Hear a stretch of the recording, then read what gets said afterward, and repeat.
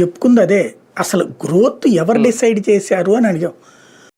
ఫైనల్గా అసలు లెక్క ఇప్పుడు తేలింది జగన్ చెప్పిన తర్వాత అసలు విషయం అర్థమైంది. ఈవెన్ ఇప్పటికి కూడా ఒక డ్రామటైజ్ క్రియేట్ చేస్తున్నారు. ఏమని ఆల్రెడీ ఆ స్టేజ్కి వచ్చేసింది అని కాదు, ఇక్కడ ఇలాగ వస్తామని మన అంచనా ఇవ్వటం.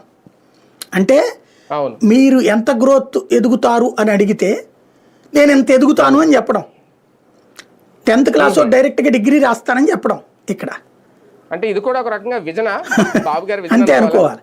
ఎందుకంటే బేసిక్గా దాంట్లో జగన్ రైట్ చేసిన ప్రశ్న ఏంటి, మన గ్రోత్ రేట్ 2.6 ఉంది, ఇక్కడ ఓన్లీ 2.6 ఉంది. జగన్ టైంలో అది 6.8 ఉంది. అది నిన్న వీళ్ళు లెక్క చెప్పింది, చంద్రబాబు గారు లేదా ఈనాడు జ్యోతి చెప్పింది. అప్పుడు కేవలం 6.8% ఉంది అని లాస్ట్ ఇయర్. ప్లస్ 6.8% గ్రోత్ ఉంది. తర్వాత ఎక్స్పెక్టేషన్ ఎంత అనేటటువంటిది ఆటోమేటిక్గా ఉంటుంది.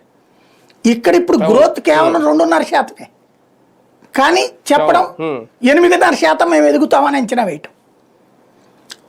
దీంట్లోనే ఒక కీలకమైన పాయింట్ ఏంటంటే, తమిళనాడు వాళ్ళకి 13.5% గ్రోత్ ఉంటే వాళ్ళకి వాళ్ళు అంచనా ఎంత వేస్తున్నారు, జిఎస్టిపి 9.3 వేసుకుంటున్నారు, 9.69 వేసుకుంటున్నారు.